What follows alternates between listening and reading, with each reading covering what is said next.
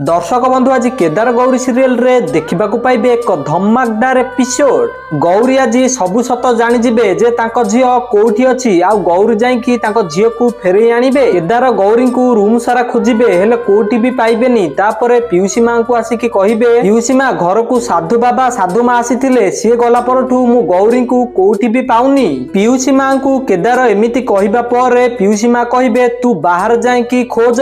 तापरे केदार बाहर जाईकी गौरी को खोजिबाकू लागिबे। आउ एपटे गौरी साधु बाबा को आश्रम को आसीथिबे। तापर साधु बाबा गौरी को कहिबे तमे जदी विश्वास करूच तम झियो बंचिची ताले संदेह भितरे रुहनी। पर गौरी साधु बाबा को कहिबे आपण जानिछंती कि से बे कोठी अछि। तापर साधु बाबा गौरी को झियोर ठिकाना देबे। आउ गौरी तांको झियो को खोजिबा पई बाहरी जिबे। आउ गौरी तांको झियो को खोजिबाकू गला बेले केदार देखा हेबे। तापर गौरी कहिबे मो झियो काई कुह मते। गौरी एमिति कहिले केदार पूरा आश्चर्य है कि गौरी को चाहि रहिबे।